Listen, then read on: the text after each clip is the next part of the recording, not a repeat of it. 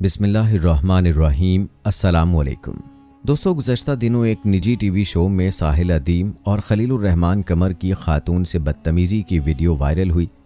यकीनन आपने भी ये वीडियो देखी होगी। इस प्रोग्राम में साहिल अदीम के 95% ख़वातीन को जाहिल कहने वाले बयान पर निजी टीवी शो में लड़की ने जब साहिल अदीम से माफ़ी का मुतालबा किया तो साहिल अदीम ने सवाल किया कि आज से पहले आपने तागूत का लफ्ज़ सुना था, जो इस्लाम में सबसे बड़ा गुनाह है। जिस पर लड़की ने कहा कि यहाँ ख़वातीन के हकूक़ की बात हो रही है, इस्लाम में गुनाहों की बात नहीं हो रही।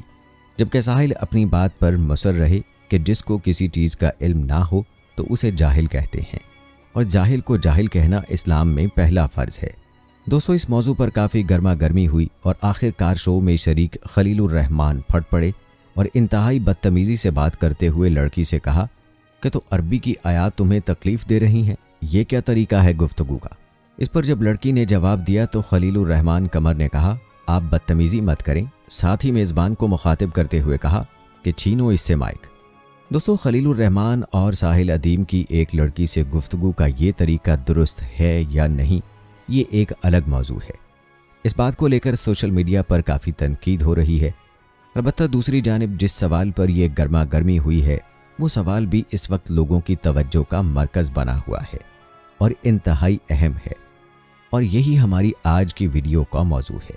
दोस्तों, ये सवाल है कि तागूत क्या है। मुसलमानों के लिए तागूत का इनकार करना क्यों ज़रूरी है?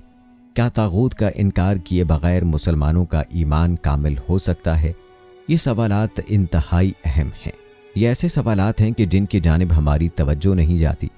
हालांकि हर मुसलमान के लिए ज़रूरी है कि तागूत का मफ़हूम जाने और ख़ुद को तागूती अवामिर से दूर रखे।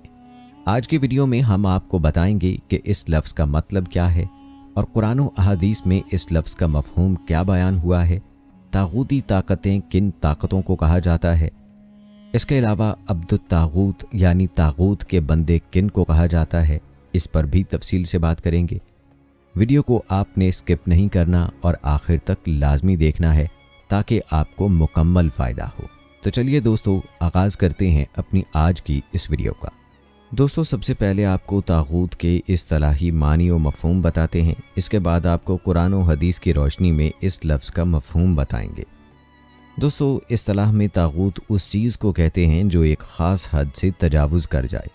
इंसान की ज़िंदगी का मकसद यही है कि वो खालिस अल्लाह ताला की इबादत करे। अब अगर वो इस हवाले से गलती का शिकार है तो अल्लाह का तकाज़ा है कि वो तौबा और रुजू करे।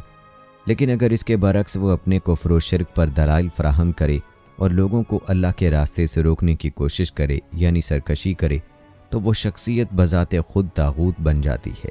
याद रहे कि शैतान सबसे बड़ा तागूत है और उसके मिशन को आगे बढ़ाने वाले और सहूलतकार भी तवाग़ियत के ज़ुमरे में ही आते हैं। इस्तिलाह में तागूत का एक मानी ये भी बताया जाता है कि तागूत हर वो चीज़ है जिसकी अल्लाह के सिवा इबादत की जाए और वो अपनी इबादत किए जाने या करवाए जाने पर राज़ी हो। इसके अलावा इस्तिलाह में तागूत खुदाई के झूठे दावेदार को कहते हैं। अनबिया अलैहिस्सलाम, सहाबा कराम रिज़वानुल्लाह अजमईन और सच्चे औलिया अल्लाह ताला की इबादत की तरफ बुलाते थे और इसीलिए वो गैरुल्लाह की इबादत करने वालों के सबसे बड़े दुश्मन थे। इसलिए वो तागूत नहीं है चाहे लोग उनकी बंदगी करें, बल्कि तागूत तो वो हैं जो लोगों को अल्लाह की बजाय औरों की बंदगी की तरफ बुलाते हैं। दोस्तों, यहाँ एक अहम बात समझना ज़रूरी है कि गुनाह और सरकशी में फ़र्क होता है। गुनाहगार तागूत नहीं होता बल्कि सरकश तागूत होता है, यानी वो शख्स जो लोगों के सामने अल्लाह की शरीयत या उसके किसी जुज़ के इनकार की दावत रखे और अल्लाह के दीन को ज़ाहिरी या मख्फी तौर पर नुकसान पहुँचाने की कसदन सही करे। दोस्तों, अपने तागूत के मुख्तलिफ़ इस्तिलाही मानी मुलाहिज़ा फरमाए। यहाँ एक अहम सवाल ये है कि तागूत को कैसे पहचाना जाए। तो याद रखें, तागूत तो बेशुमार हैं मगर उनके सरकर्दा और सरबर आवर्दा 5 हैं। इब्लीस लाइन, ऐसा शख्स जिसकी इबादत की जाए और वो इस फ़ेल पर रज़ामंद हों। जो शख्स लोगों को अपनी इबादत की दावत दे अगरचे उसकी इबादत भी ना होती हो। जो शख्स इल्म गैब जानने का दावा करता हो। जो शख्स अल्लाह की नाजिल की हुई शरीयत के ख़िलाफ़ फ़ैसला करे, या वो शख्स जो अपने आप को शरीयत साज समझता है। दोस्तों, इन 5 के अलावा जो अशख़ास अल्लाह की बंदगी की राह में कसदन हाइल हों, चाहे वो اولو الامر ہوں، مذہبی پیشوا ہوں یا رشتہ دار ہوں، وہ بھی طاغوت کے زمرے میں آئیں گے۔ اور اسی طرح انسان کا اپنا نفس جب اسے اللہ سے بغاوت پر اکسائے اور وہ اللہ کے فرمان کو چھوڑ کر نفس کا پیروکار بن جائے تو یہ بھی طواغیت کے زمرے میں آئے گا۔ دوستو، اہل علم کے نزدیک اللہ تعالیٰ کے مقابلے میں ایک بندے کے 3 درجے ہیں۔ پہلا درجہ یہ ہے کہ بندہ اللہ تعالیٰ کی اطاعت ہی کو حق سمجھے مگر اس کے احکام کی خلاف ورزی کرے تو یہ فسق ہے اور وہ گناہ گار ہوگا۔ دوسرا درجہ یہ ہے کہ وہ اللہ کی فرما برداری سے منحرف ہو کر یا تو خود مختار بن جائے یا کسی اور کی بندگی کرنے لگے، یہ شرک و کفر ہے۔ تیسرا درجہ یہ ہے کہ وہ اللہ سے بغاوت کرے اور اس کی مخلوق پر خود اپنا حکم چلائے اور اللہ کے مقابلے میں دوسروں کا کہا ماننے کا حکم دے یا پھر لوگوں کو خالصاً اللہ کی بندگی کرنے سے روکے یا راہ میں حائل ہو۔ جو شخص اس مرتبے پر پہنچ جائے وہ طاغوت ہے، اور کوئی شخص اس وقت تک مومن نہیں ہو سکتا جب تک وہ طاغوت کا منکر یا اس سے اجتناب کرنے والا نہ ہو۔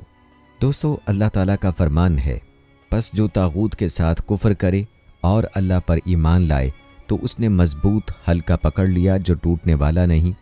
شیطان سب سے بڑا طاغوت ہے جو غیر اللہ کی عبادت کی طرف بلاتا ہے۔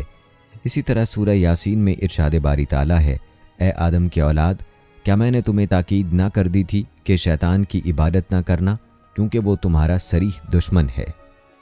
دوستو، اس آیت سے یہ بھی معلوم ہوا کہ شیطان کی اطاعت شیطان کی عبادت ہے۔ اسی طرح رسول اللہ صلی اللہ علیہ وآلہ وسلم نے فرمایا، جو شخص لا الہ الا اللہ کا اقرار کرے اور اللہ کے سوا جن جن کی عبادت کی جاتی ہے ان کا انکار کرے، اس کا مال و خون مسلمانوں پر حرام ہو گیا اور اس کے دل کا معاملہ اللہ کے حوالے ہے۔ دوستو، اس حدیث پاک پر غور فرمائیں تو معلوم ہوگا کہ صرف زبان سے کلمہ پڑھ لینے سے مال و جان حرام اور محفوظ نہیں ہو سکتی، بلکہ مسلمانوں سے جان و مال اس وقت حرام ہوگی جب ان معبودوں کا انکار کر دیا جائے جن کی اللہ کے علاوہ عبادت کی جاتی ہے۔ مگر آج اللہ کو چھوڑ کر جن جن کی عبادت ہو رہی ہے اکثر لوگ ان کی تردید نہیں کرتے، جبکہ رسول اللہ صلی اللہ علیہ وآلہ وسلم نے فرمایا، جن جن کی عبادت کی جاتی ہے ان کا انکار کرو۔ دوستو، یاد رکھیں، وہ جابر اور ظالم حکمران جو فیصلے کے لیے کتاب و سنت کا پابند نہ ہو بلکہ انسانوں پر انسانوں کی جانب بنائے ہوئے ایسے دینی یا دنیاوی قوانین نافذ کرے جو اللہ کی شریعت سے متصادم ہوں، وہ یقیناً طاغوت ہے۔ ایسے حکمران کے بارے میں اللہ تعالیٰ نے فرمایا، اور جو اللہ کے نازل فرمائے ہوئے احکام کے مطابق حکم نہ دے تو ایسے ہی لوگ کافر ہیں۔ دوستو، یہ بات بھی یاد رکھیں کہ طاغوت کا انکار واجب ہے۔ روایات بتاتی ہیں کہ نوح علیہ السلام سے لے کر محمد صلی اللہ علیہ وآلہ وسلم تک اللہ تعالیٰ نے ہر امت کی طرف ایک رسول بھیجا جو انہیں اللہ وحدہ کی عبادت کا حکم دیتے اور انہیں طاغوت کی عبادت سے روکتے تھے۔ یعنی انبیاء کا کام ہی یہی تھا کہ طاغوت کی عبادت سے روک کر اللہ کی عبادت کا حکم دینا۔ اس بات کی دلیل اللہ تعالیٰ کا یہ ارشاد ہے، سورہ نحل کی آیت نمبر 36 میں اللہ تعالیٰ نے فرمایا، اور ہم نے ہر جماعت میں پیغمبر بھیجا کہ اللہ ہی کی عبادت کرو اور طاغوت سے اجتناب کرو، تو ان میں بعض ایسے ہیں جن کو اللہ نے ہدایت دی اور بعض ایسے ہیں جن پر گمراہی ثابت ہوئی، سو زمین پر چل پھر کر دیکھ لو کہ جھٹلانے والوں کا انجام کیسا ہوا۔ معلوم ہوا کہ اللہ تعالیٰ نے تمام بندوں کے اوپر فرض کیا ہے کہ وہ طاغوت کا انکار کریں اور اللہ تعالیٰ پر ایمان لائیں، اور اللہ تعالیٰ نے ہر امت میں ایک رسول بھیجا جو انہیں اللہ وحدہ کی دعوت دیتا اور انہیں شرک سے منع کرتا تھا، جیسا کہ اللہ تعالیٰ کا یہ فرمان ہے، جس کا ترجمہ ہے، بے شک ہم نے آپ کو سچا دین دے کر خوشخبری اور ڈرانے والا بنا کر بھیجا ہے، اور کوئی امت نہیں گزری مگر اس میں ایک ڈرانے والا گزر چکا ہے۔ اسی طرح سورہ نحل کی آیت نمبر 36 میں فرمایا، اور ہم نے ہر جماعت میں پیغمبر بھیجا کہ اللہ ہی کی عبادت کرو اور طاغوت سے اجتناب کرو، تو ان میں بعض ایسے ہیں جن کو اللہ نے ہدایت دی اور بعض ایسے ہیں جن پر گمراہی ثابت ہوئی، سو زمین پر چل پھر کر دیکھ لو کہ جھٹلانے والوں کا انجام کیسا ہوا۔ دوستو، یاد رکھیں، اللہ وحدہ لا شریک کی عبادت اور طاغوت سے پرہیز کے بغیر توحید مکمل ہی نہیں ہو سکتی۔ اللہ تعالیٰ نے اس کو اپنے بندوں پر فرض کیا ہے، جیسا کہ سورہ زمر میں اللہ تعالیٰ نے ارشاد فرمایا، اور جن لوگوں نے طاغوت کی عبادت سے اجتناب کیا اور اللہ کی طرف رجوع کر لیا اور ان کے لیے خوشخبری ہے، बस मेरे उन बंदों को खुशखबरी पहुंचा दो जो बात को गौर से सुनते और उसमें से अच्छी बात की पैरवी करते हैं। ये वो लोग हैं जिनको अल्लाह ताला ने हिदायत बख्शी है और यही हैं जो अक्ल वाले हैं। दोस्तों याद रखें, तागूत की जमात और अल्लाह की जमात एक दूसरे के दुश्मन हैं। एक खरा मोमिन हरगिज़ दो कश्तियों का सवार नहीं हो सकता। जो लोग ईमान लाए हैं वो अल्लाह की राह में जंग करते हैं और जिन्होंने कुफ्र किया है वो तागूत की राह में लड़ते हैं। तो तुम शैतान के हामियों से लड़ो, बेशक शैतान की चाल इंतहाई कमज़ोर होती है। दोस्तों मालूम हुआ कि अगर ईमान लाने के बाद भी तागूत से हमदर्दी या उसकी एआनत की जाए तो हिदायत छिन जाने का मुकम्मल तौर पर एहतमाल है।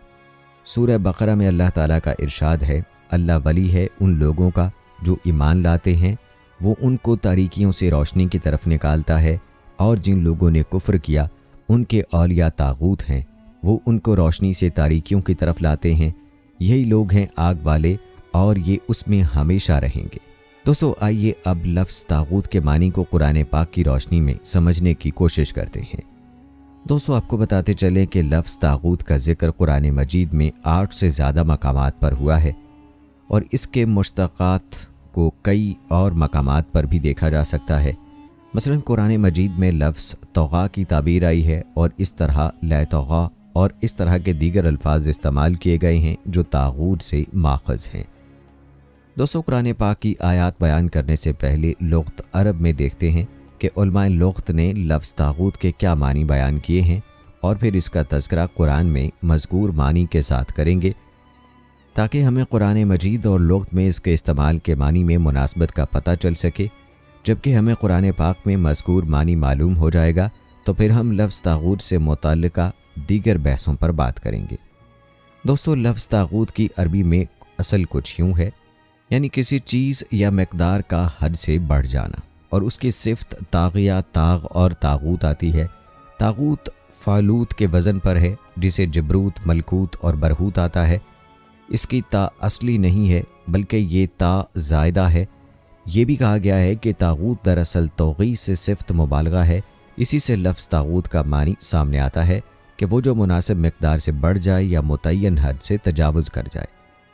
दोस्तों अगर हम लफ्ज़ तागूत के मानी और इसके कुरानी इस्तेमाल की तब्दीक़ात को देखेंगे तो हम लफ्ज़ तागूत के लुग़वी मानी और कुरान में इसके इस्तेमाल के दरमियान मुनासबत को देखेंगे। वो मानी जो कुरान मजीद में किस्सा हज़रत नूह में वारिद हुआ है वो कुछ यूँ है, जब पानी में तुग़यानी आई तो हमने तुम्हें कश्ती में सवार किया।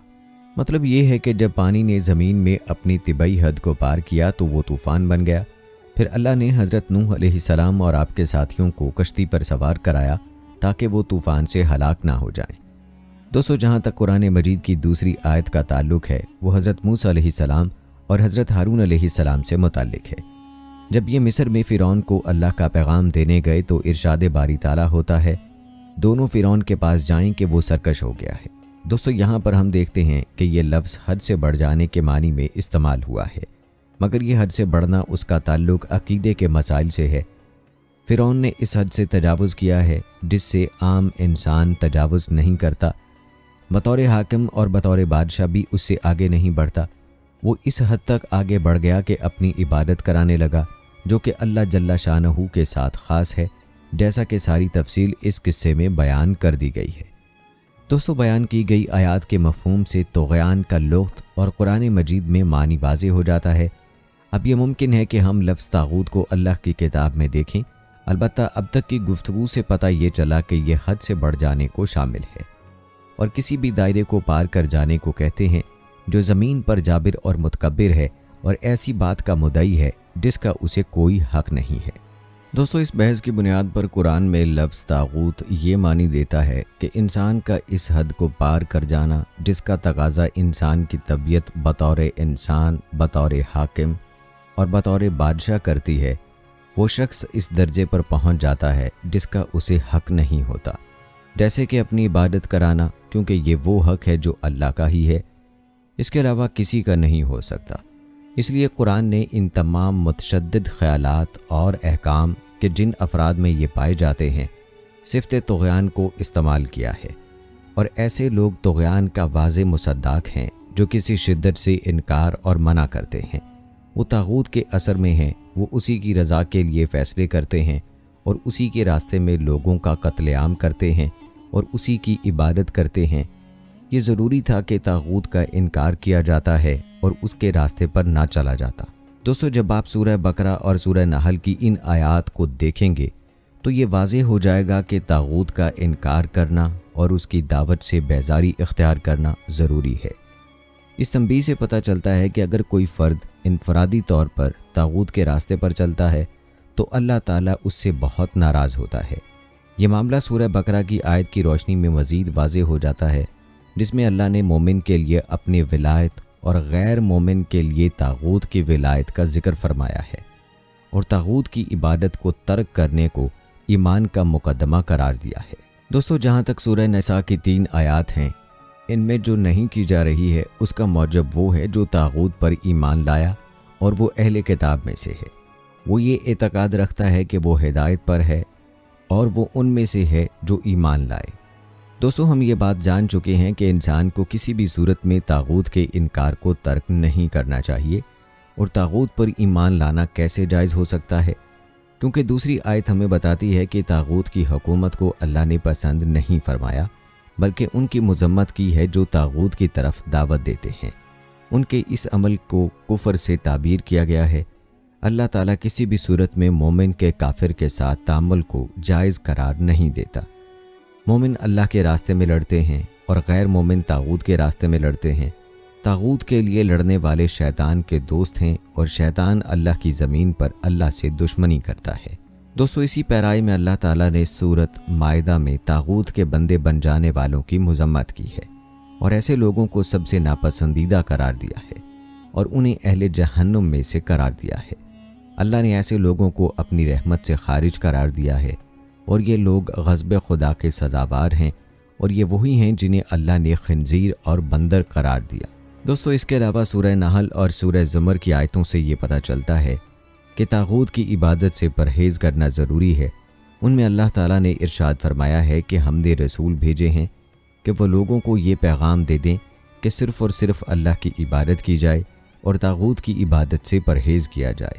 اس تبلیغ کے بعد کچھ لوگوں نے اطاعت اور فرما برداری کا راستہ اختیار کیا اور اللہ کی عبادت کی، اور کچھ لوگ نافرمان ہو گئے اور ضلالت و گمراہی کا راستہ اختیار کیا، کیونکہ اللہ تعالیٰ نے جھٹلانے والوں کی جو عاقبت قرار دی ہے وہ قابل تعریف نہیں ہے، اور ان لوگوں کی تعریف کی ہے جنہوں نے طاغوت سے اجتناب کیا، اس کی عبادت سے رکے، ان کے لیے عاقبت حسنہ ہے۔ دوستو، آپ کو قرآن پاک سے لفظ طاغوت کا مزید مفہوم بھی بتائیں گے، لیکن یہاں پر 2 اہم امور کی طرف توجہ دلوانا ضروری ہے۔ پہلا امر ہے فرد اور طاغوت کے درمیان تعلق کی نوعیت۔ دوستو، یا تو یہ صورت ہے کہ انسان نے اسے مکمل طور پر ترک کر دیا ہے، یا انسان طاغوت کے انکار کے واجب ہونے اور اس سے اجتناب کے ضروری ہونے کے حکم کو نہیں جانتا۔ اس نہ جاننے کی وجہ سے وہ طاغوت کے ساتھ ہو جاتا ہے، اس کی حکومت میں رہتا ہے، یہاں تک کہ وہ طاغوت کی راہ میں لڑنے والا بن جاتا ہے۔ وہ ایسا نہ جاننے کی وجہ سے بنا تو وہ معذور ہے۔ دوسرا، وہ تمام مسائل جو بیان کی گئی آیات میں گزر چکے ہیں، ان کا اللہ پر ایمان اور معبودیت خدا سے براہ راست تعلق ہے۔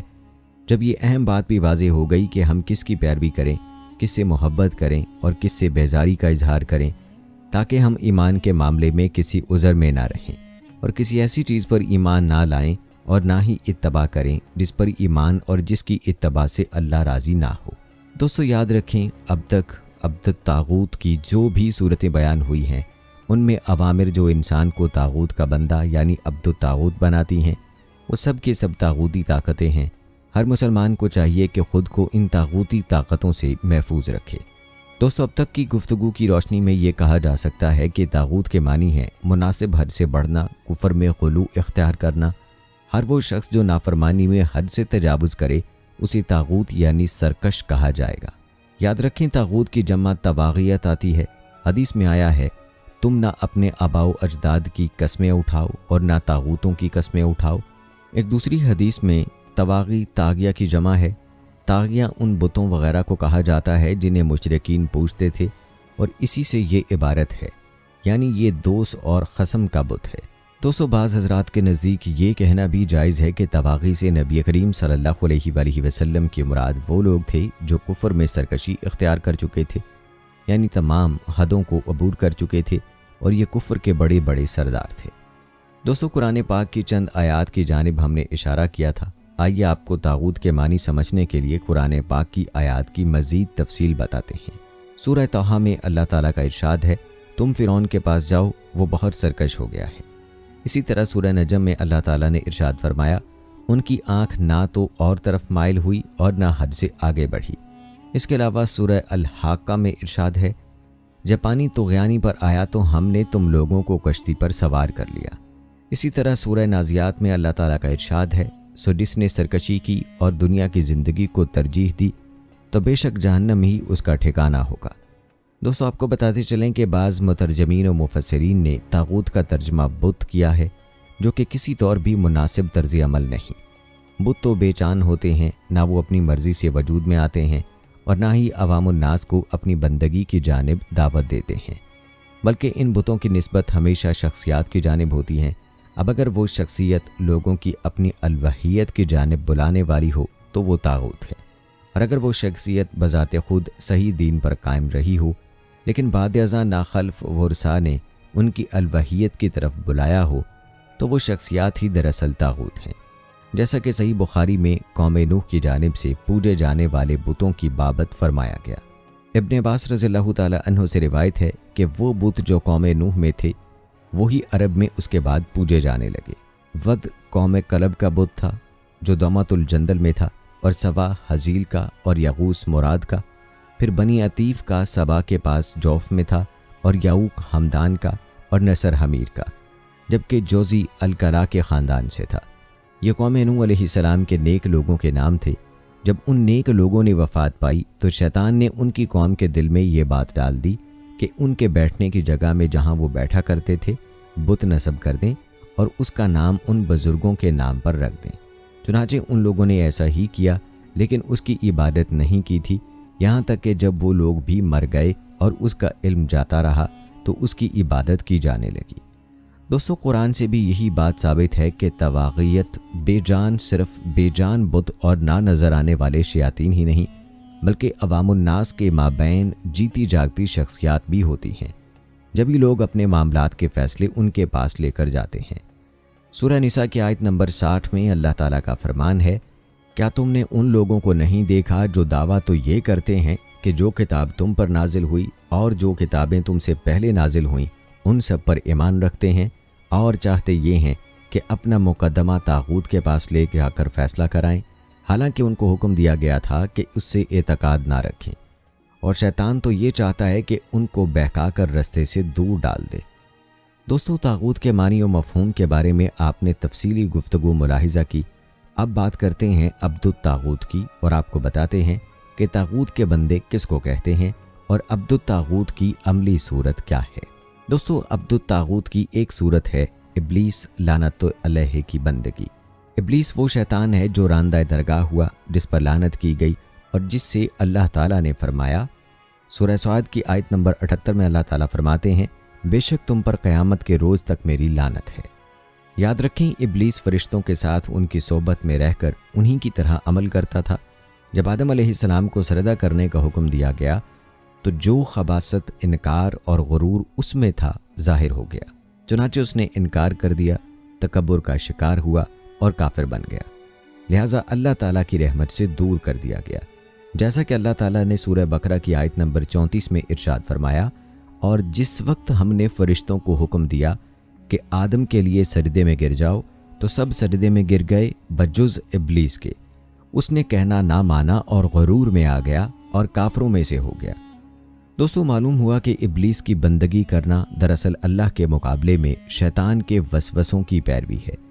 जैसा कि सूरह यासीन में इरशाद बारी ताला है, और ए आदम के बेटो, क्या मैंने तुमको हिदायत ना की थी कि शैतान की बंदगी ना करो, बेशक वो तुम्हारा खुला दुश्मन है, और ये कि मेरी ही बंदगी करो, ये सीधा रास्ता है। यही वजह है कि दौरान दावत इब्राहीम अलैहिस्सलाम ने अपने वालिद से कहा था, ऐ मेरे बाप, शैतान की बंदगी ना कीजिए, बेशक शैतान रहमान का नाफरमान है।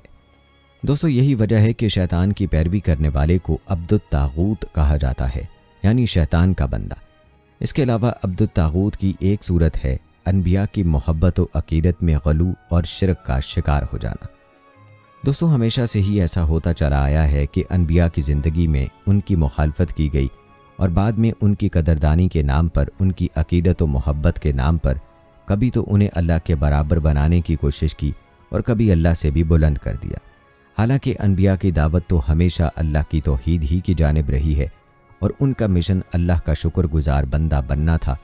پچھلی امتوں کی پیروی میں ہماری نام نہاد امت مسلمہ کی ایک بڑی اکثریت بھی اسی بیماری کا شکار ہو چکی ہے، معاذ اللہ۔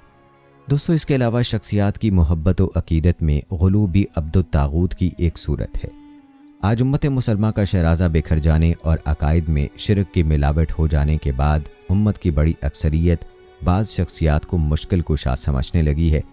اسی طرح مختلف صحابہ، تابعین و تبع تابعین کو مختلف صفات باری تعالیٰ کا حامل سمجھا جا رہا ہے، حالانکہ ان کی زندگیاں توحید کے پرچار اور شرک کے ابدال میں گزری ہیں۔ دوستو اس کے علاوہ باطل نظاموں کی پیروی کرنا بھی عبد الطاغوت ہی کی ایک صورت ہے۔ یاد رکھیں شریعت سازی اللہ کا حق ہے۔ انتظامی معاملات میں اولو الامر کو تعزیرات کی مدد میں ایک محدود اختیار بھی دیا گیا ہے کہ وہ انتظامات کے حوالے سے اپنا منشور طے کر سکیں تاکہ معاملات حکومت کو نظم و نسق کے ساتھ چلایا جا سکے۔ البتہ کسی شخص کو یہ اختیار نہیں دیا گیا کہ وہ اس مد میں کوئی ایسا آئین ایجاد کر لے جو شریعت الہیہ سے متعارض و متصادم ہو۔ اگر کسی بندے کا ایسا نظام جو اللہ کے نظام کا مخالف ہو قبول کر لیا جائے تو مالک اس شخص کو اپنا شریک گردانتا ہے، جیسا کہ ارشاد باری تعالیٰ ہے، کیا ان لوگوں کے کچھ ایسے شریک ہیں جنہوں نے ان کے لیے دین کا وہ طریقہ نکال لیا ہے جس کی اجازت اللہ نے نہیں دی، اور اگر فیصلے کی بات پہلے سے طے نہ ہو چکی ہوتی تو یقیناً ان کے درمیان کبھی کا فیصلہ کر دیا گیا ہوتا۔ اور اس حقیقت میں کوئی شک نہیں کہ ظالموں کے لیے ایک بڑا ہی دردناک عذاب ہے۔ ناظرین اس طرح طواغیت سے فیصلے کروانا بھی عبد الطاغوت کی ایک صورت ہے۔ اہل ایمان کے شایان شان نہیں کہ وہ باہمی معاملات کے فیصلوں کے لیے طواغیت کی پاس جائیں۔ یہ بات از روئے قرآن سخت ناپسندیدہ اور گمراہی کی سند ہے۔ جیسا کہ سورہ نساء کی آیت نمبر 60 میں اللہ تعالیٰ نے فرمایا، کیا تم نے ان لوگوں کو نہیں دیکھا جو دعویٰ تو یہ کرتے ہیں کہ جو کتاب تم پر نازل ہوئی اور جو کتابیں تم سے پہلے نازل ہوئیں ان سب پر ایمان رکھتے ہیں اور چاہتے یہ ہیں کہ اپنا مقدمہ طاغوت کے پاس لے جا کر فیصلہ کرائیں، حالانکہ ان کو حکم دیا گیا تھا کہ اسے اعتقاد نہ رکھیں، اور شیطان تو یہ چاہتا ہے کہ ان کو بہکا کر رستے سے دور ڈال دے۔ معلوم ہوا کہ مسلمان کا یہ شیوہ ہے کہ وہ اپنے فیصلے قرآن و شریعت کی روشنی میں کروائیں، نہ کہ اپنے مقدمات لے کر طاغوت کے پاس جائیں۔ ایسا کریں گے تو عبد الطاغوت کہلائیں گے۔ دوستو اس کے علاوہ احبار و راہبان کی بندگی بھی عبد الطاغوت کی ایک صورت ہے۔ یاد رکھیں حلت و حرمت کی حدود کا تعین صرف اللہ تبارک و تعالی اور حکم الہیہ کی مطابقت میں محمد الرسول اللہ صلی اللہ علیہ وآلہ وسلم کی ذمہ داری تھی، لیکن اگر اہل کتاب کی روش پر چل کر ہم یہ اختیار اپنے علماء و مشائخ کو دے دیں تو یہ در حقیقت اللہ کو چھوڑ کر ان کی بندگی ہے، اور اسی کی شکایت اللہ تبارک و تعالی نے اپنی کتاب میں یوں کی ہے، انہوں نے اپنے علماء و مشائخ اور مسیح ابن مریم کو اللہ کے سوا رب بنا لیا ہے، حالانکہ ان کو حکم دیا گیا تھا کہ اللہ واحد کے سوا کسی کی عبادت نہ کریں، اس کے سوا کوئی معبود نہیں اور وہ ان لوگوں کے شریک بنانے سے پاک ہے۔ اور یہی وجہ تھی کہ جب نجران کے عیسائی وفد کو دین اسلام اور نصرانیت میں موجود مشترکہ نکات پر مدعو کیا گیا تو وہاں بھی اس نقطے کو صراحت کے ساتھ یوں بیان کیا گیا۔ سورہ آل عمران کی آیت نمبر 64 میں اللہ تعالیٰ کا فرمان ہے، کہہ دیجئے اے اہل کتاب، آؤ اس بات کی طرف جو ہمارے اور تمہارے درمیان یکساں مشترک ہے، یہ کہ ہم اللہ کے سوا کسی کی عبادت نہ کریں، نہ اس کے ساتھ کسی چیز کو شریک ٹھہرائیں اور نہ بنائے کوئی ہم میں سے کسی کو رب اللہ کے سوا۔ پھر اگر وہ روگردانی کریں اس سے تم کہہ دو کہ گواہ رہو ہم تو مسلم ہیں۔ دوستو اس کے علاوہ اصحاب فضل و اقتدار کی بندگی بھی عبد الطاغوت کی ایک صورت ہے۔ یاد رکھیں انسان کمزور پیدا کیا گیا ہے، یہ جب دنیا میں کچھ لوگوں کو دیکھتا ہے جن کو مالک نے بہت سی دولت، اقتدار یا شہرت عطا کی ہوتی ہے تو ان سے متاثر ہو جاتا ہے، حالانکہ اللہ نے ان کی دولت اور روب و دبدبے کی حیثیت سے اپنے بندوں کو کتاب اللہ میں خبردار بھی کر دیا ہے۔ اسی طرح اللہ تعالیٰ کا فرمان ہے، اور کبھی آنکھ اٹھا کر بھی نہ دیکھنا اس سامان عیش و عشرت کی طرف جو کہ ہم نے ان لوگوں کے مختلف گروہوں کو دنیاوی زندگی کی رونق کے طور پر دے رکھا ہے تاکہ اس میں ہم ان کی آزمائش کریں، اور تیرے رب کا عطیہ تو بہرحال اس سے کہیں بڑھ کر عمدہ بھی ہے اور دیر پا بھی۔ اور اپنے گھر والوں کو صلاۃ کا حکم دیجیے اور خود بھی اس پر جمے رہیے۔ ہم آپ سے رزق کا سوال نہیں کرتے بلکہ ہم ہی آپ کو رزق دیں گے، اور اچھا انجام پرہیزگاری کا ہی ہوتا ہے۔ اسی طرح سورہ توبہ میں ارشاد ہے، آپ کو ان کے مال اور اولاد تعجب میں نہ ڈالیں، اللہ چاہتا ہے کہ ان چیزوں سے دنیا کی زندگی میں ان کو عذاب دے، اور جب ان کی جان نکلے تو اس وقت بھی وہ کافر ہی ہوں۔ اسی طرح ارشاد باری تعالیٰ ہے سورہ آل عمران کی آیت نمبر 10 میں فرمایا، بے شک جو لوگ اڑے ہوئے ہیں اپنے کفر و باطل پر، ان کو اللہ کے مقابلے میں نہ تو ان کے مال کچھ کام آ سکیں گے اور نہ ہی ان کی اولادیں، اور یہی لوگ ہیں جو ایندھن ہوں گے دوزخ کی اس ہولناک آگ کا۔ دوستو یاد رکھیں، جب بندے کا تعلق کتاب اللہ سے مضبوط نہ ہو تو ایمان کی کمزوری کا شکار ہوتے ہوتے بالآخر ایسی کیفیت پر پہنچ جاتا ہے کہ ان لوگوں سے قربت پانے کے لیے کچھ بھی کرنے کو تیار ہوتا ہے، چاہے اسے اللہ کی آیت کا کتنا ہی مذاق کیوں نہ اڑانا پڑے، اور کبھی ان سے ذہنی طور پر اس قدر مرعوب ہو جاتا ہے کہ اس کی چال ڈھال اور تراش خراش سب کچھ انہی لوگوں جیسا بن جاتا ہے، چاہے جائے کہ کتاب اللہ کا مطالبہ کچھ اور ہی ہو۔ اور یہ ذہنی غلامی کی بدترین سطح ہے۔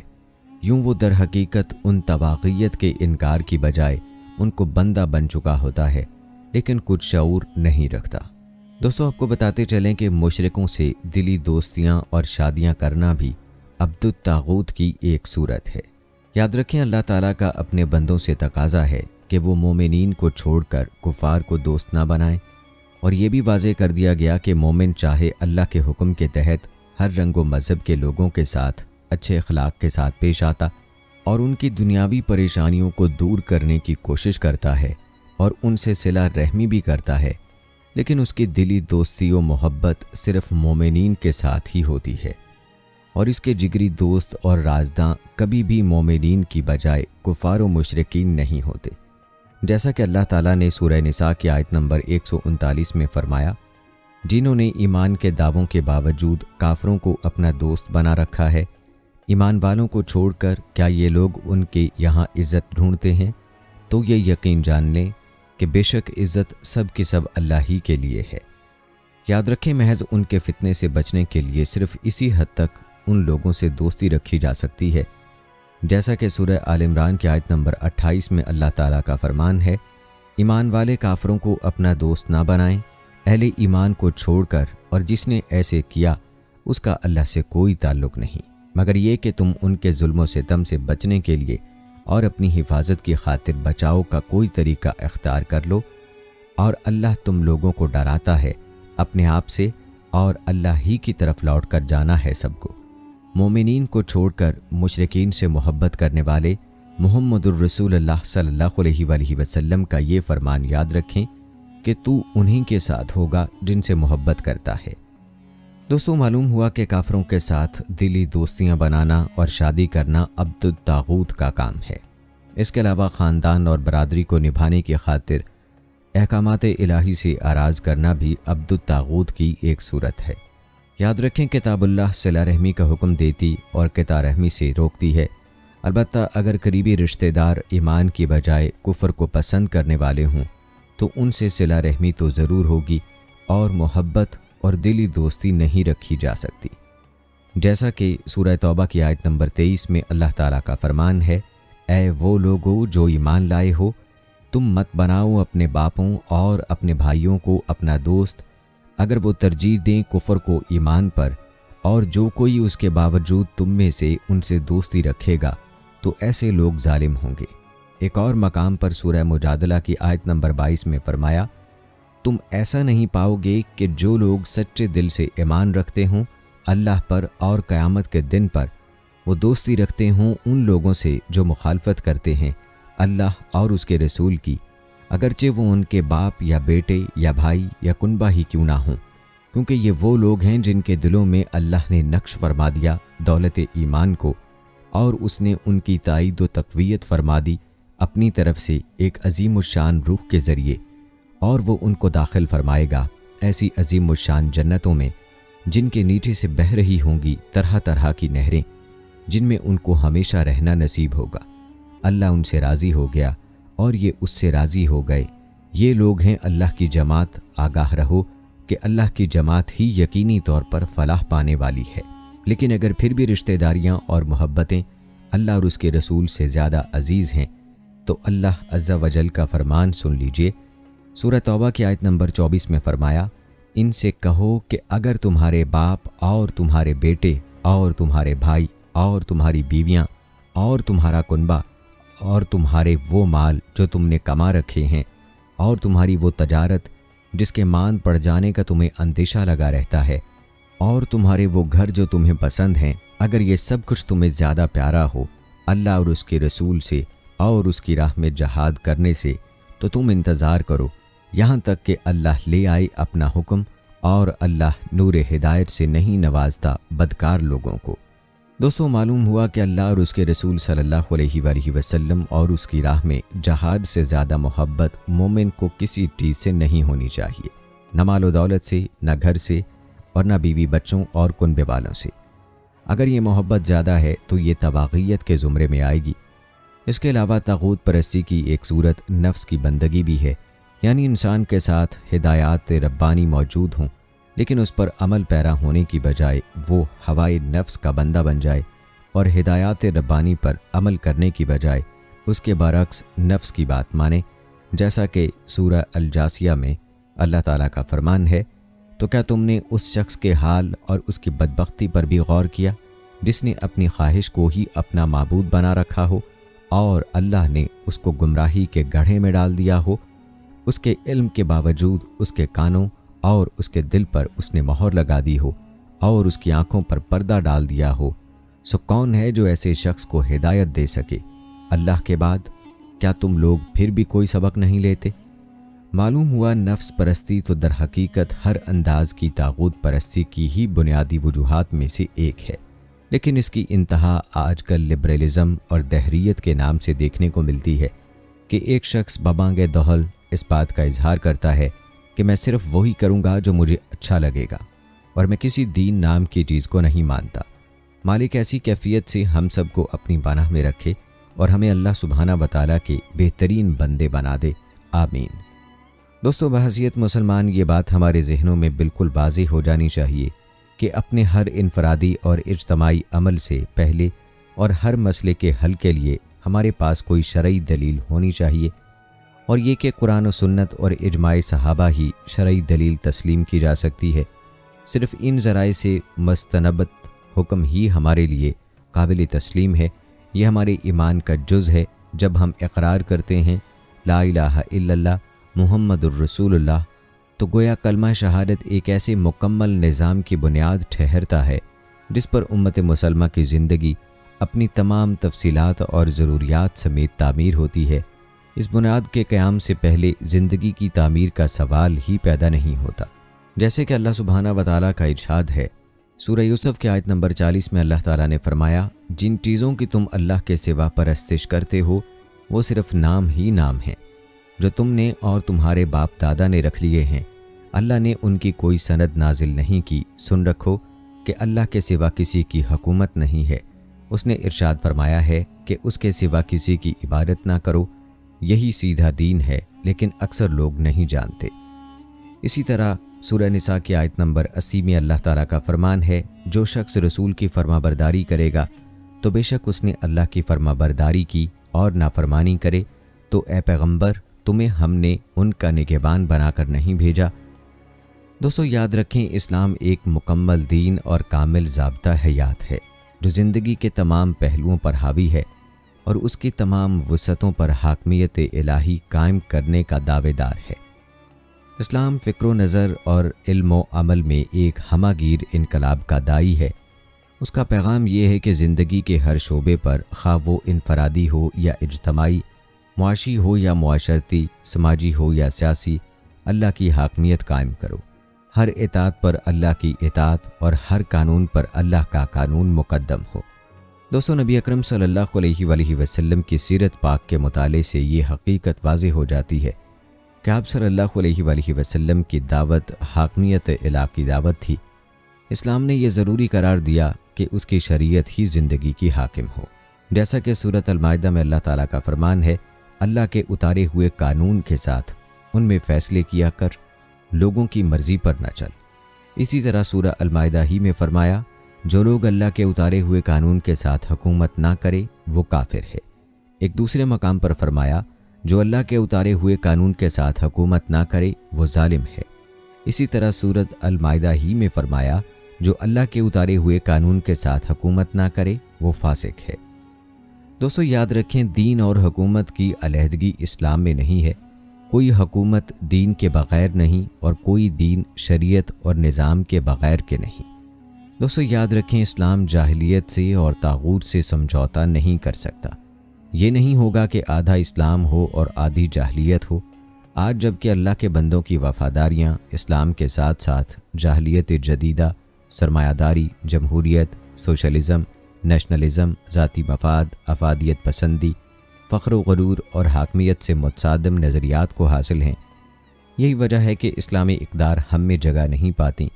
ہمارے ذہن و دماغ اسلامی تصورات سے روشن نہیں اور ہمارا طریقہ زندگی فرقوں اور مسلکوں کے تابع ہو کر رہ گیا ہے، اور یہ سب شیطان یعنی طاغوت کی محنت کا صلہ ہے۔ ہمیں چاہیے کہ ان طاغوتی جالوں کو سمجھیں اور ہر اس چیز سے دور رہیں جو ہمیں اللہ اور رسول صلی اللہ علیہ وآلہ وسلم کی اطاعت سے اور دین اسلام سے دور کرنے والی ہے۔ دراصل یہی طاقتیں طاغوتی طاقتیں ہیں جو ہمیں اللہ کی ذات سے اور دین اسلام سے دور کر رہی ہیں۔ ان طاقتوں کی پہچان ہر مسلمان کے لیے ضروری ہے۔ دوستو یاد رکھیں، تحریک اسلامی کا مقصد ہی یہ ہوتا ہے کہ وہ اللہ کے احکام و قوانین کا اجرا کرے۔ یہی مقصد ہر مسلمان کی زندگی کا فرداً بھی متعین کیا گیا ہے۔ دوستو آج ہمارے معاشرے میں ہر طرف بگاڑ کیوں ہے؟ ہمیں انصاف میسر کیوں نہیں ہے؟ ہم ہر میدان میں مار کیوں کھا رہے ہیں؟ اس کی وجہ یہی ہے کہ ہم نے خود کو غیروں کے حوالے کر دیا ہے اور اسلام سے اور اسلامی نظام اور تعلیمات سے دور جا چکے ہیں۔ ہم نے اپنے آپ کو طاغوتی طاقتوں کے حوالے کر دیا ہے، ورنہ اسلامی خلافت کا نظام جس کی امتیازی خصوصیت قانون کی بالادستی ہے، جس کی مثال کوئی دوسری جمہوریت حکومت پیش کرنے سے قاصر ہے، اس نظام میں عدلیہ پر کسی با اثر یا بڑی سے بڑی شخصیت کا کوئی دباؤ نہیں ہوتا، جہاں سربراہ مملکت یا خلیفہ کو بھی عدالت میں طلب کیا جاتا ہے، جس کی مثالیں اسلامی نظام حکمرانی میں بھری پڑی ہیں۔ چند واقعات پیش خدمت ہیں۔ روایات میں آتا ہے کہ حضرت عمر رضی اللہ تعالیٰ عنہ کے دور خلافت میں حضرت ابو عبیدہ بن جراح رضی اللہ تعالیٰ عنہ گورنر شام نے حضرت معاذ بن جبل رضی اللہ تعالیٰ عنہ کو رومیوں کے پاس سفیر بنا کر بھیجا۔ رومیوں کے لشکر میں پہنچے تو دیکھا کہ خیمے میں دیبائے زریں کا فرش بچھا ہے۔ ایک عیسائی نے آ کر کہا کہ میں گھوڑا تھام لیتا ہوں، آپ دربار میں جا کر بیٹھیے۔ معاذ رضی اللہ تعالیٰ عنہ نے کہا، میں اس فرش پر جو غریبوں کا حق چھین کر تیار ہوا ہے بیٹھنا نہیں چاہتا۔ یہ کہہ کر زمین پر بیٹھ گئے۔ دوران گفتگو بادشاہ اور اس کے اختیارات کا ذکر چھڑ گیا تو حضرت معاذ رضی اللہ تعالیٰ عنہ نے فرمایا، تم کو اس پر ناز ہے کہ تم ایسے بادشاہ کی رعایا ہو جس کو تمہاری جان و مال کا اختیار ہے، لیکن ہم نے جس کو اپنا بادشاہ بنا رکھا ہے وہ کسی بات میں اپنے کو ترجیح نہیں دے سکتا۔ اگر وہاں کوئی زنا کرے تو اس کو درے لگائے جائیں، چوری کرے تو ہاتھ کاٹ دیے جائیں، وہ پردے میں نہیں بیٹھتا، اپنے آپ کو ہم سے بڑا نہیں سمجھتا، مال و دولت میں اس کو ہم پر ترجیح نہیں۔ لیکن دوستو، ہمارا موجودہ نظام کیسا ہے ہم خوب جانتے ہیں۔ آیا ہم اس نظام کو اسلامی نظام کہہ سکتے ہیں؟ اس کا جواب ہم آپ پر چھوڑتے ہیں، کمنٹ میں ہمیں اس کا جواب بتائیے گا۔ دوستو ایک اور واقعہ ملاحظہ فرمائیں۔ کہتے ہیں ایک بار حضرت عمر رضی اللہ تعالیٰ عنہ نے مسجد نبوی صلی اللہ علیہ وآلہ وسلم کی توسیع کا ارادہ کیا تو حضرت ابی بن کعب رضی اللہ تعالیٰ عنہ کا مکان اس میں رکاوٹ بنا۔ حضرت عمر رضی اللہ تعالیٰ عنہ نے ابی بن کعب رضی اللہ تعالیٰ عنہ سے کہا کہ وہ جائز قیمت لے کر مکان دے دیں، لیکن ابی بن کعب مکان فروخت کرنے پر آمادہ نہ ہوئے۔ تنازع بڑھ گیا تو فریقین، جس میں مدعی حکومت وقت تھی اور مدعا علیہ حضرت ابی بن کعب، نے حضرت زید بن حارث رضی اللہ تعالیٰ عنہ کو ثالث یعنی عدالت منظور کر لیا۔ حضرت زید رضی اللہ تعالیٰ عنہ نے فیصلہ حضرت عمر رضی اللہ تعالیٰ عنہ کے خلاف دے دیا۔ جب ابی بن کعب نے مقدمہ جیت لیا تو انہوں نے وہ مکان بلا قیمت مسجد کی توسیع کے لیے دے دیا، لیکن اس کے برعکس مغربی جمہوری نظام میں عوام بے بس ہوتے ہیں، ان کی زمینیں زبردستی حاصل کی جاتی ہیں، اور یہی حال ہمارا بھی ہے۔ دوستو، اسی طرح کا ایک اور واقعہ حضرت علی رضی اللہ تعالیٰ عنہ کے دور خلافت سے بھی ملتا ہے۔ کہتے ہیں حضرت علی رضی اللہ تعالیٰ عنہ کی گمشدہ تلوار مسلم ریاست کے ایک عیسائی باشندے کے پاس تھی، چنانچہ انہوں نے یہ نہیں کیا کہ اپنے منصب کا غلط استعمال کرتے ہوئے اس سے اپنی تلوار طاقت یا غنڈہ گردی کی شکل میں لے لی، بلکہ قاضی القضاء کی عدالت میں اس عیسائی شخص پر مقدمہ دائر کر دیا۔ حضرت علی رضی اللہ تعالیٰ عنہ کے پاس بطور گواہ ان کے بیٹے حضرت حسن رضی اللہ تعالیٰ عنہ اور ان کے غلام تھے۔ قاضی القضاء نے آپ کا مقدمہ صرف اس بنیاد پر خارج کر دیا کہ یہ شہادتیں اسلامی ضابطہ انصاف و عدل کے تقاضے پورے نہیں کرتی، یعنی بیٹے کی شہادت باپ کے حق میں اور غلام کی شہادت آقا کے حق میں ناقابل قبول ہے۔ حالانکہ عدالت کو خوب معلوم تھا کہ مدعی اور گواہ سب عادل اور سقہ ہیں، لیکن انصاف کا تقاضا یہی تھا کہ مقدمہ خارج کر دیا جائے۔ کہتے ہیں یہ صورتحال دیکھ کر عیسائی نے تلوار بھی واپس کر دی اور دائرہ اسلام میں داخل ہوتے ہوئے کہا، میں اس بات کی شہادت دیتا ہوں کہ ایک سربراہ حکومت کی طرف سے قانون کی بالادستی کا یہ اعتراف اس بات کا ثبوت ہے کہ اس قانون کا منبع اللہ تعالیٰ کی ذات ہے۔ دوستو، اسلام کی تاریخ اس قسم کی بے شمار مثالوں سے بھری پڑی ہے، جن سے غیر جانبداری، انصاف اور مکمل مساوات کا تصور واضح طور پر جھلکتا ہے۔ دوستو، بیان کیے گئے واقعات سے اسلامی نظام خلافت اور موجودہ نظام جمہوریت کے درمیان فرق واضح ہو گیا کہ یہ دونوں ایک دوسرے سے بالکل مختلف ہیں۔ اس لیے آج کا مسلمان نام کا مسلمان رہ گیا ہے۔ ہمارے ملک کا نام تو اسلامی جمہوریہ پاکستان ہے، لیکن ہمارے ملک میں اس طرح کی اسلامی جمہوریت کہاں دیکھنے کو ملتی ہے جو بیان کیے گئے واقعات میں آپ نے ملاحظہ کی۔ دوستو، یاد رکھیں، جس چیز میں انسانیت کی بقا اور ترقی و سلامتی کا راز ہے وہ ہے اسلامی نظام۔ اہل ایمان کو اللہ پر کامل یقین ہونا چاہیے، ایسا یقین جس نے فرعون کے محل میں پرورش پائے ہوئے انسان کو یہ جرأت عطا کی تھی کہ اس نے غلامی کے پنجروں کو اپنے پیروں تلے مسل دیا تھا۔ یہ یقین ہی تو تھا جس نے خدائی کے دعوے دار کے سامنے حضرت ابراہیم علیہ السلام کو کلندرانہ گفتگو کا سلیقہ اور اپنے لخت جگر کو ذبح کرنے کا جذبہ دیا تھا۔ یہ یقین ہی تو تھا جس نے ہمارے آقا محمد صلی اللہ علیہ وآلہ وسلم کی زبان مبارک سے اس وقت یہ کہلوایا تھا جب عرب کا ذرہ ذرہ آپ صلی اللہ علیہ وآلہ وسلم کے خون کا پیاسا تھا کہ چچا، خدا کی قسم، اگر وہ میرے داہنے ہاتھ میں سورج اور بائیں ہاتھ میں چاند رکھ دیں اور یہ چاہیں کہ میں اس کام کو چھوڑ دوں یہاں تک کہ اللہ تعالیٰ اس کو غالب کرے، یا میں اس راستے میں جان سے گزر جاؤں، تب بھی میں اس سے باز نہ آؤں گا۔ یا تو اس راستے میں محمد صلی اللہ علیہ وآلہ وسلم کی جان جائے گی یا پھر یہ دین غالب ہو کر رہے گا۔ دوستو، یاد رکھیں، جن دلوں میں یقین پیدا ہو جاتا ہے ان کے لیے سمندر خشک ہو جاتا ہے، لاٹھیاں سانپ بن جاتی ہیں، آگ ٹھنڈی ہو جاتی ہے۔ وہ ذبح ہونا چاہتے ہیں مگر انہیں بچا لیا جاتا ہے۔ ناظرین، ہمیں چاہیے کہ ہم اپنی زندگی کو خالصتاً اللہ تعالیٰ کی ذات سے وابستہ کر لیں اور نبی اکرم صلی اللہ علیہ وآلہ وسلم کی مکمل پیروی کریں، اور خود کو شیطان اور نفس کی پیروی سے دور رکھیں، بلکہ ہر اس کام سے خود کو دور رکھیں جو طاغوت کے زمرے میں آتا ہے۔